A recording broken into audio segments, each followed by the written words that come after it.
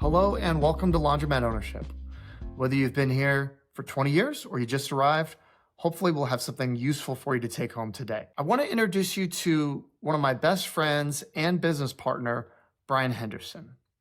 Now, he had built a point of sale system for his family's laundromats. And when we met at an entrepreneurship conference, we started talking about sales and marketing, and we really hit it off. We started playing tennis together. And one of the things we could really agree on was that if we could just make an extra $20,000 a year at our full-time jobs, that would really change our lives. Now, when he needed help selling his point-of-sale systems and running a trade show, that's when I stepped on board, and we've just been building companies together ever since. When you fast forward to today, in 2026, our two little LLCs that we own together have done over $10 million in revenue and $5 million in profit. We own Wash-Dry-Fold POS, which is a laundromat point of sale company. It's sold over 1,200 systems nationwide. And we own a chain of laundromats called Liberty Laundry. In 2025, it did over $2.5 million in revenue. And it also owns two of the three properties that it's on. So as we take a look back on the 10 years of our journey together, there's a few things that kind of stood out to us. One is that we started with only $100 in capital, and refusing to take any outside capital really has freed us to focus solely on serving laundromat owners, which is really our niche. Another thing that became clear is that as we surpassed any of our loftiest financial goals, anything that we thought was possible with this partnership, it really has become much more about the people that we impact, the customers, the employees. I think most importantly to me is that through it all, we have become the people that we wanted to be. It's been a journey of self-actualization and of constant self-improvement. Lastly, it's really clear that the value that we brought in the early days was not just about hardware or software, but it was about how do you really help other business owners or other laundromat operators, in Brian's case, that were in a similar situation and struggling with some of the same problems that Brian had struggled with for many years and had put hardware and software solutions in place to fix. So I'm definitely going to give you an amazing introduction separately. And then put it all in here. Perfect. But I do think that just generally speaking, not only are you probably the most successful peer that I have and business owner that I know, but also you're just one of the nicest people that I've ever met, and most honest and most ethical. And I've learned a lot from you. Likewise. And I appreciate you saying that. And I do think when we first started playing tennis together, I just knew that you were going to be successful. And I knew that there was something about you that I admired and that I wanted to rub off onto me. And I've been pretty good about surrounding myself with people that I want to become like them. And so I think that's been a big part of my intuition on the whole, and probably why we're still friends 10 years later now, or it's more than 10 years. I'm going to start this podcast with me crying if you keep going on. Appreciate you saying that, Ian. Oh, well, I want to give you a decent introduction here, but I guess to the point, we're going to talk about how we got started on this journey together. And it's going to be 10 years ago for you in February, but you were already started in January. You just hadn't really started the business officially, right? Well, I collected my first check from my first customer in February. That's when it was official. And that's why I call it that, because February. That's when we made our first dollar, or that's when the business started. First you were couple thinking about $1,000, it being a business before then. You were working towards that, but it didn't become a business until you actually made a sale. I wasn't really planning on asking you this, but I do think I talk to a lot of people about starting a business, family members or friends or whatever, and they are always talking about how they need to get the capital together to get this business started. So, impromptu question then, how much money did you start the business with, and what was your capital going into this? I've always ascribed to the thought that until you've collected your first dollar, you don't have a business. And unless you know anybody's actually going to pay you for the things that you do or the things you're selling, then again, you don't have a business. It's a hobby up until that point. And so, That's right. Yeah, the only money of my own that I've put into Wash-Dry-Fold POS to found it, to get it up and going, is just that initial $100 to open up the business checking account, to open that up, which I was able to pay myself back from that eventually. So Yeah, eventually you made that back to me. Aside from that, the company's entirely grown just based on its own merits, and it's been profitable since day one, and been able to fuel its growth with revenue generated by the company itself. So it's not ever required outside investment of any sort. That's right. Yeah. No, I mean, I think that's huge. And I think it's not a coincidence that we started with no money and we've been very successful. And we've beat a lot of people that brought a lot of money to the table.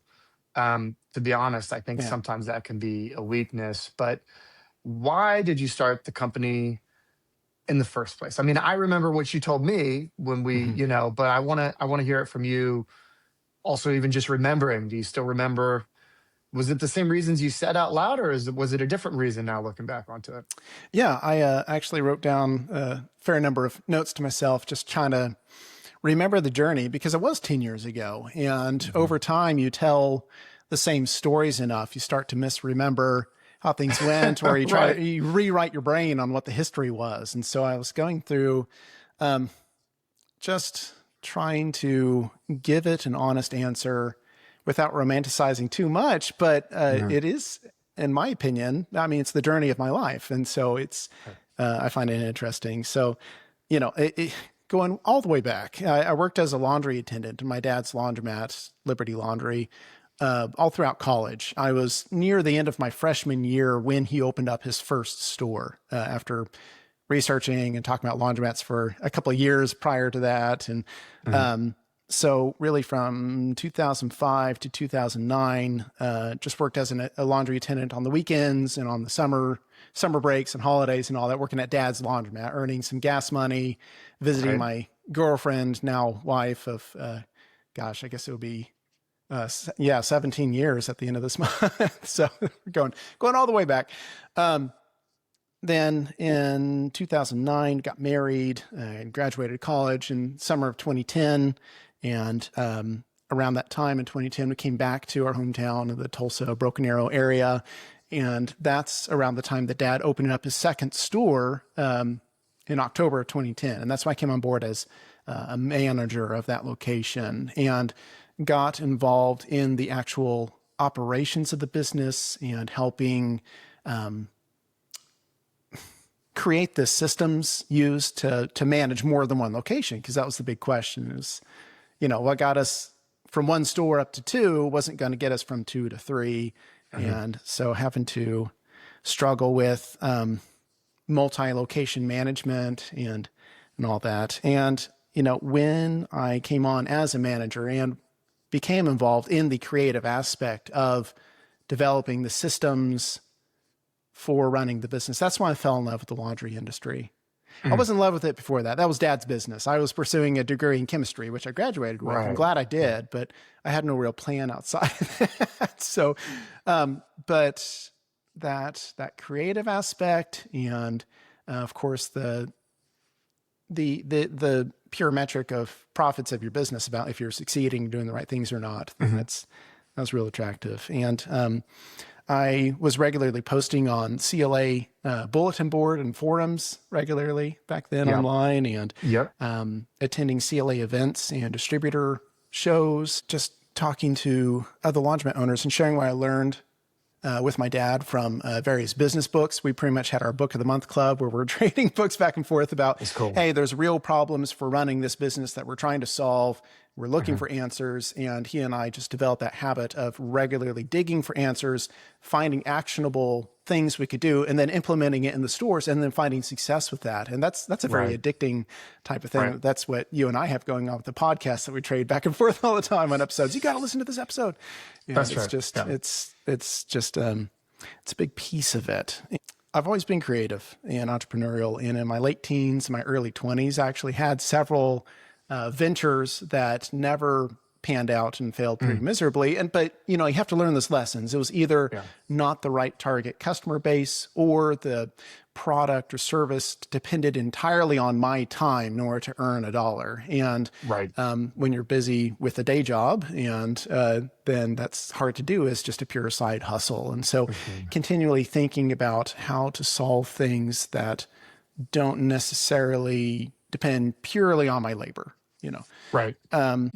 So really there's kind of two parts to where Wash-Dry-Fold POS itself came out of. There's two aspects of it. One is with Liberty Laundry, the reasons why I computerized Liberty Laundry's systems, managing 2 locations, consistency in pricing. I had attendants that, when we have just regular cash register and carbon copy tickets, then you're depending on the team having all your prices memorized or pressing the right buttons on the register. I had one conversation with a regular customer of ours. I was working as an attendant that day and at the service counter, and this is an older fella, kind of a cowboy type of guy. It was common to see him wearing those pearl button snap type shirts, at that style. He drove this little red pickup truck, and he was a regular, been a customer of ours for years. I knew him, but when he was dropping off his laundry, I asked him to, for his name and phone number, and then also if he had any special instructions. And he said, "I'm here every week. Don't you know me?" Right. And that was like, it was such a dagger to the heart, because we had a successful drop-off laundry service at that point, and we were serving, hundreds or thousands of customers. And it was like, I know you, but it's just, we have so many customers. I can't remember my special instructions. I thought we were friends. You can't even remember my name? Like, it was painful. It was painful. And, I had thought for a long time about doing like the 3x5 index card type of thing, Rolodex for our customers to save those notes. But I never did it because it was never quite practical, and it would depend on all of our team members having good handwriting. And that was just a recipe for, what if you dropped the box holding the index cards and spilled those everywhere, that kind of thing. So realizing I needed some way of saving that information on file, that it could be pulled up at a moment's notice. Another instance that drove me to computerizing Liberty Laundry's drop-off laundry services and operations, we had this sweet old lady named Sue. She must have been 4'3" or so. I mean, she was a tiny little lady in her 60s, early 70s. Great team member, total sweetheart, could just sweet talk any customers and all that. On the cash register, she was a little bit dangerous because you never knew if she was going to press the right buttons. And she, in fact, charged a customer $350 on the credit card terminal, when on the register she rang it up for $35. She missed the extra zero, and the customer was busy talking to her, and he paid it and signed the receipt for the $350 transaction, and he's on his way. It's not till the next day that he came back to the store saying, I made a mistake. I didn't notice that you had charged me 10 times what the order was. Because of that separation of the credit card terminal and the register, and make sure you're hitting the right number of zeros and all that too. But getting back to why did I start Wash-Dry-Fold POS in the first place? So there was that journey there. So I knew that firsthand, the pain points of a laundromat owner, or the son of a laundromat owner trying to do his best to help his family's business grow, But I found myself on online forums and in-person events for laundromat owners, conferences and all that, explaining over and over again about, well, here's what we did for our stores. Here's how I solved it. Here's all the pieces. And as I would be explaining the solution, I would see the deer in the headlights look in their eyes, like, oh, Like, they that's didn't simple, get huh? it. You just do this and then this and then this, and then you piece that and you tie that together to have a comprehensive solution. Or I just see their eyes just kind of glazing over, just like, and it became obvious as I'm telling them that they're never going to do it themselves. When they realized that there wasn't a one-stop solution, it wasn't like I got a such and such, and then now I'm good to go. Right. And there was no solution like that at the time. Really, there was just dry cleaning software that some laundromats would use, which solves some of the problems, or there's more generic retail or restaurant type software, which solves some of the problems, but not all of it. So not having a one-stop solution to recommend to people, that was part of the origin of it. These laundromat owners, they were asking you how you were managing your stores. How are we managing our stores? Right? And do you have a recommendation for a point of sale system, or do you have a recommendation for what should I use? Managing a team across multiple locations? What should I use?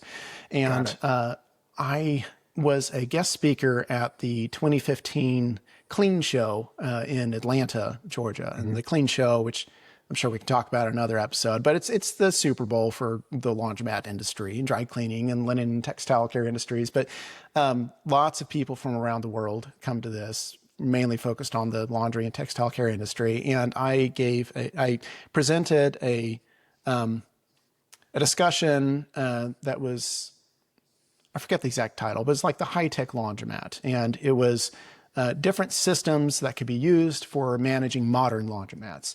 And it was such a hungry audience that they had set out a couple hundred chairs in this little side panel room that I was giving my presentation. It was standing room only. It was maybe 450 people who showed up to that discussion. Out of a conference where there's a couple thousand laundromat owners even to show, then that's a pretty significant. And it was just me up on stage talking about various free solutions that we use at the time. There's this crazy thing called Google Calendar now. Google Calendar, Google Forms, Dropbox, the free version of Dropbox even for passing files between stores and all that. QuickBooks Online, being able to do your bookkeeping from any location. So if you do your collections at one store, you can just enter your numbers right then, that kind of stuff. But it proved to me that there was a very hungry audience for a technology solutions provider for this industry that wasn't being met by products specifically aimed at laundromats. And at the request of the Planet Laundry magazine, which is the trade magazine put on by the Coin Laundry Association, which no longer the Coin Laundry Association, and also it's no longer called Planet Laundry. They're changing the name of it to Full Cycle. Used to be called The Journal back in the day. So they're on their third rename of the magazine. But they asked me to write a buyer's guide for point of sale systems for laundromats. And it became their number one article online in terms of number of views. It was the most searched for, the most viewed. And so again, that's more evidence that this was a need that was there. There was demand for it. You could kind of see, you could see that the laundromat owners are showing up. And it's funny because I hear you talk about it and it sounds like we're talking about like the 80s or something. It sounds like we're talking about another lifetime, but this was just 10 years ago. People didn't use Google Drive. That wasn't really a big thing, and certainly not in laundromat owner circles. And Google Calendar, you mentioned Dropbox, which now I'm sure most Dropbox was still relatively new at that time. I remember Dropbox being like, what? I get free storage online? This is crazy. Like that was not a thing. Google Drive wasn't just being even able to access your files on this computer or on that computer. It was a new thing back then, and very useful. That's right. I mean, we were probably the first laundromats in Oklahoma to subscribe to QuickBooks Online, because when we opened up the second location, that was just right when QuickBooks Online was launched. It was in 2010, I think. So we were just right near the beginning. So also frustrations how fast with all that has changed. Frustrations. When you're viewing frustrations and wanting to solve it, one was with the limitations of dry cleaning software, because it's like they would say they could be used for laundromats, but it's like they're throwing us a bone, and it was never anything useful. Like if you track pounds, but not actually price stuff by the pound, or vice versa, or like you couldn't get reports like how many pounds of laundry you did. And it was just like, why would you not have a report for the what you're selling. It was strange. And then after the clean show in Atlanta that I'd given a presentation, standing room audience only, there was a laundromat owner, a relatively new one, who opened up a laundromat 30 or 40 minutes away from where our stores were. Marty Mullican opened up the Owasso Express Laundry Center. Awesome man, real cool guy, very serious, former air traffic control guy, and also worked for like the NSA for a while and things like that. So very serious type of guy, very methodical. But he's said a smart guy. Super smart, genius level. He said, when I went to the 2015 clean show, I went I'm imitating the way he talks. I went to different booths and I was able to find everything I needed at that show to open up my laundromat, the washers, the dryers, the ozone system, all the various different providers that I needed. And I actually did go and purchase everything at that show for my laundromat, which then opened up, a few months later. The one thing I did not find was a point of sale system. And so we're having this conversation at our recently opened third store that we opened up in 2014. That was the third Liberty Laundry location. And so this brand new state-of-the-art laundromat of ours, and there's our point of sale system at the service counter. And I told him I had been thinking about maybe making point of sale systems available for other laundromat owners. And he said, if you will sell me a system that's just like what you have here in your store, I'll buy it from you. I'll be your customer number one. And there we go. And I collected a check and we had customer number one there. But I had to put in my own money to even open up the bank account in order to deposit that first check. So there's another piece to it all, which kind of comes into what drives somebody to go into business for themselves in the first place, especially if you're already working for a successful family business and already having some success with it.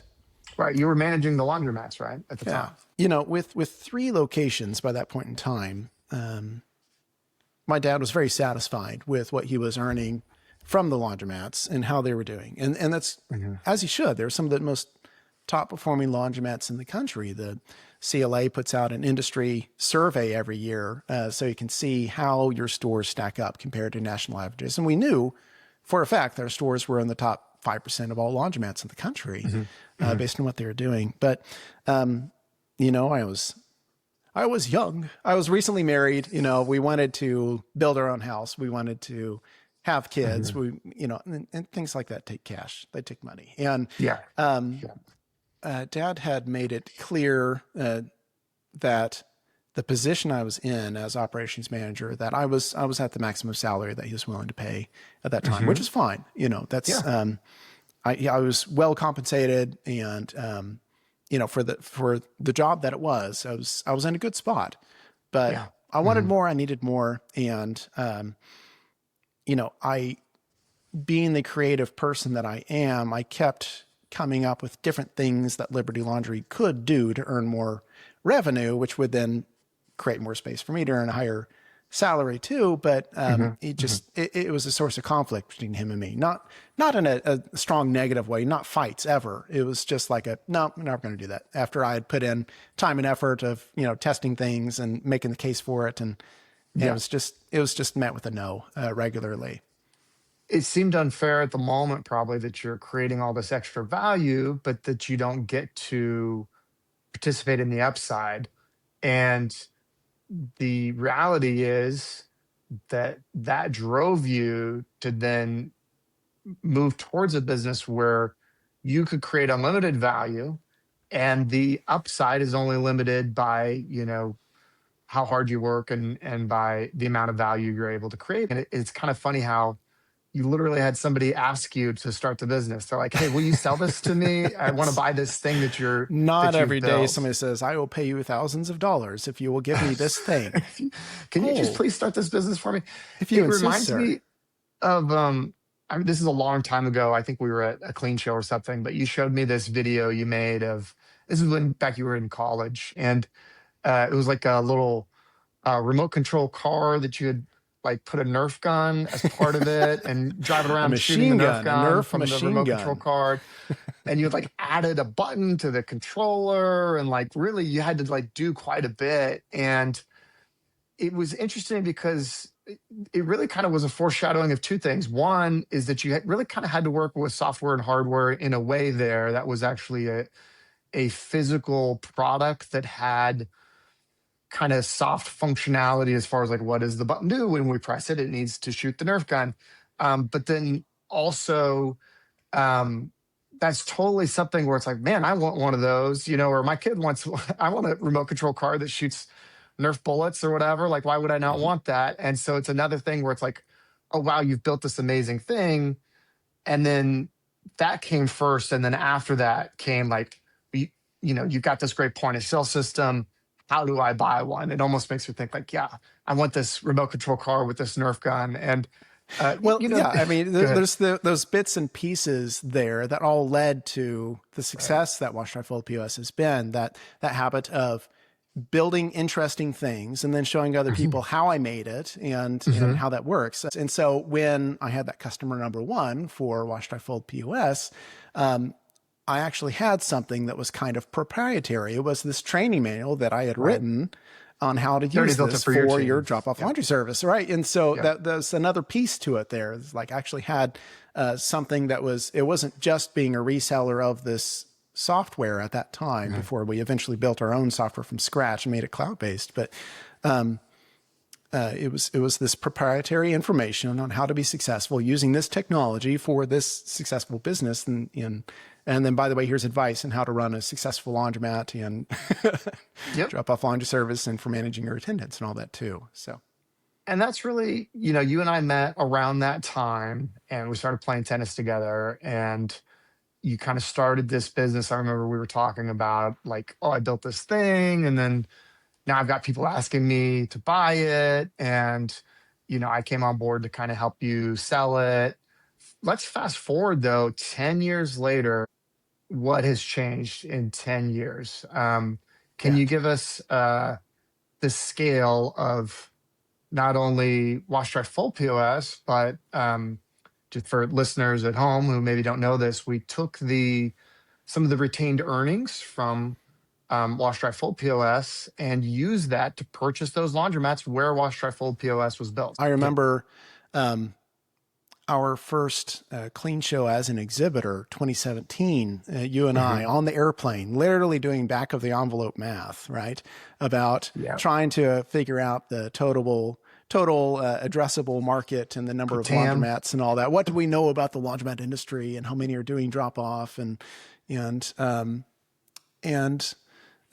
and I even went to like a business development retreat once, if you recall that, where Jamie.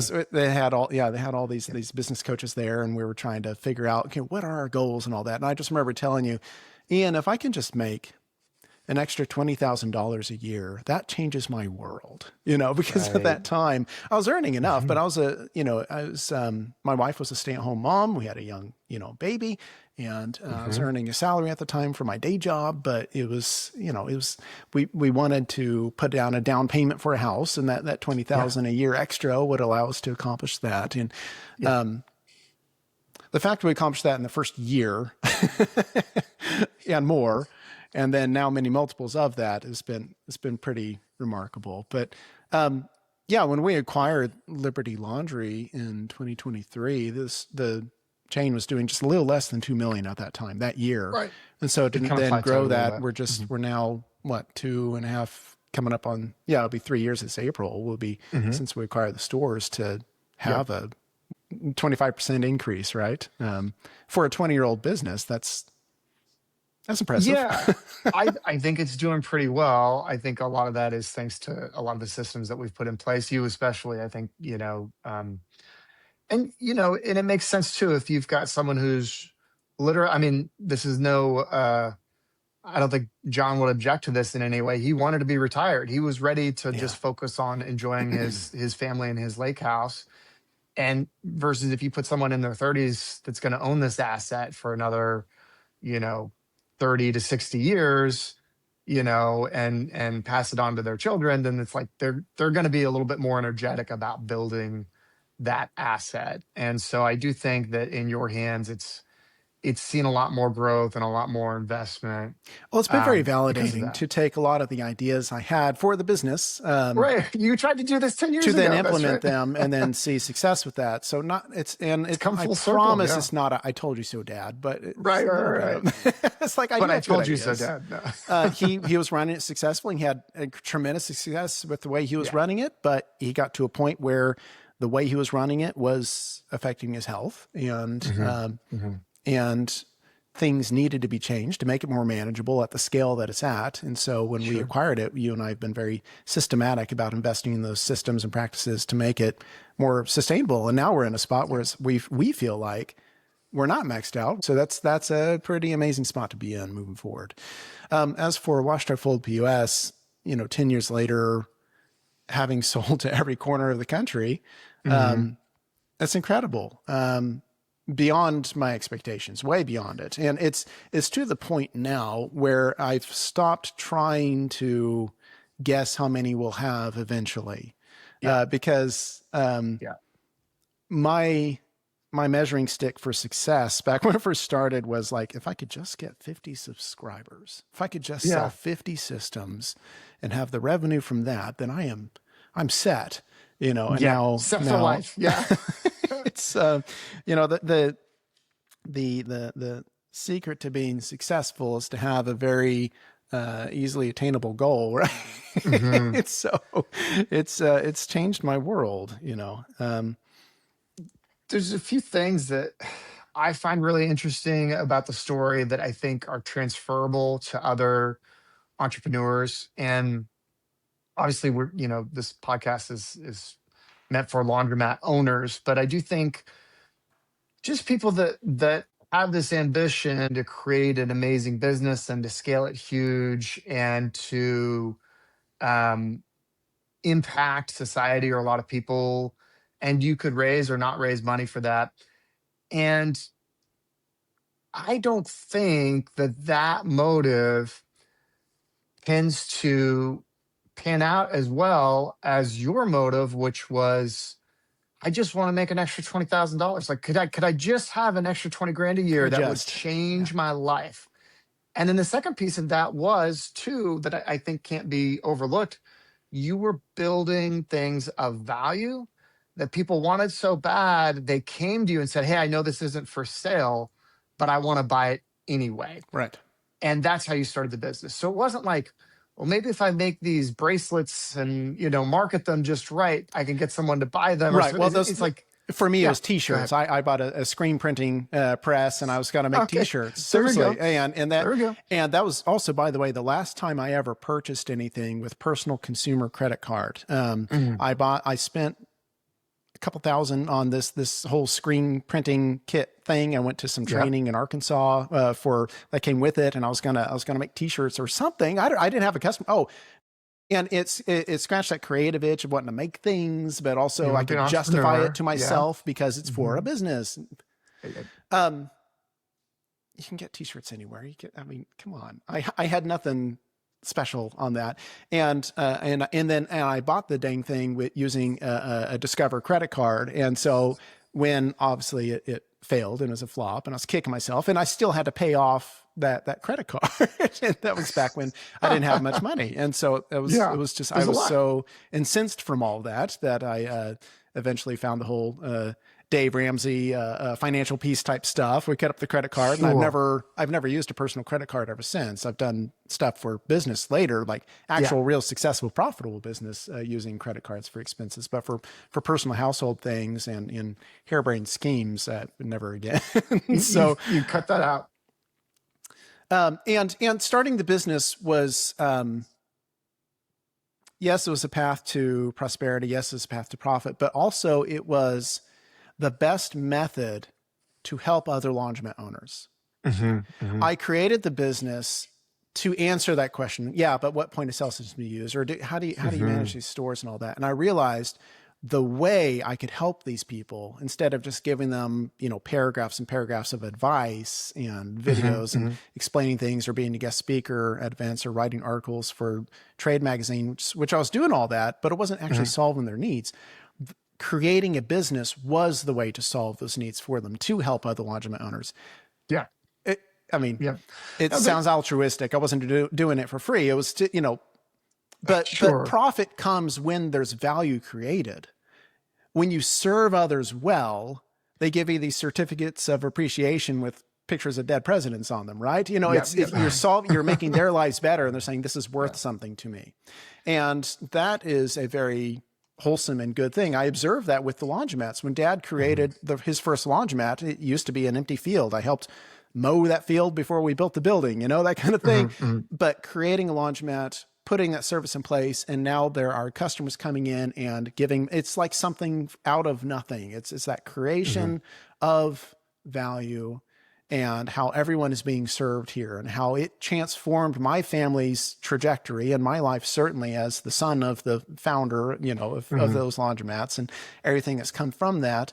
And then all of our customers coming in, taking care of their families, cleaning their laundry, taking care of themselves, and doing something that, it's a chore, and they're paying us money to do a chore that they hate, but we're creating an environment that is wholesome and good and serves everyone. And lots of prosperity comes out of that. And so Wash-Dry-Fold POS came out of that experience and that origin of, I can create something that solves this real need, that allows these laundromat owners to run their laundromats in a profitable way and to be happy with how it's going instead of wearing themselves out, which means that they can run their laundromats better to serve all of their customers. And so now that we're here 10 years later, over 1,200 systems sold, I am often humbled and surprised and amazed by the number of people whose lives have been improved by the actions that we take with our business. Right. And that's an extreme honor, and I don't take it lightly. And that's what drives me at this point in time. So I'm driven by the impact that we have on a national basis now and how we can continue just improving that. And the cool thing about keeping your ears open and your eyes open, you're listening, you're talking to your customers, getting feedback on a regular basis about things that are needed, is that you never run out of ideas. A cynical way of looking at it is like, well, it's nobody's ever happy. So it's never good enough. There's always stuff to improve. Absolutely, there always will be. Right. And I've talked to industry veterans like Steve Marcinetti of CCI or Michael Shantz of Spider Wash, and both of them have said it never ends with software. The development is never finished, and it never will be. And yet you can keep going. You can keep growing. Greater in your impact, and that's a good and wonderful and wholesome thing. So that drives me a lot, and that creativity has an outlet. My creativity has an outlet through now 2 businesses and the impact it has on people, and then I just do the T-shirt screen printing on the weekends as a hobby, and I keep that for what it is. Are you still printing T-shirts with your screen printer? No, I haven't. It's okay. I'm just giving you a hard time. The questions people have for entrepreneurs is kind of, what drives you and all that. And when you're younger, it's financial security and peace and all that. And I don't have many expensive habits. Muscle cars are not my thing. And I enjoy traveling, but we have a nice house now. And my main drive is having the financial freedom to pursue my hobbyist interests without worrying about the cost, without worrying about what am I sacrificing to pursue this thing that's just interesting to me. And so now I'm at a spot where I can spend money on laser cutters and screen printing kit and 3D printers and VR headsets and all those gadgets and all that. Right.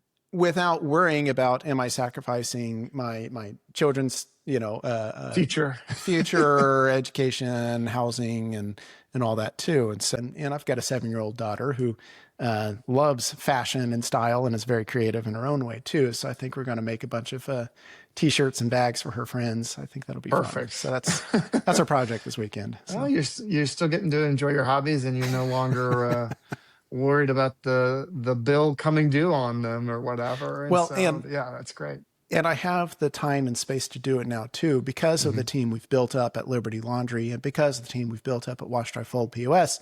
I'm able to do what every every person looking into laundromat ownership hopes for, and that is to have a business that runs without you having to be there. And so the day-to-day operations, I'm actually not involved in the day-to-day operations of Liberty Laundry anymore because I have, or we have,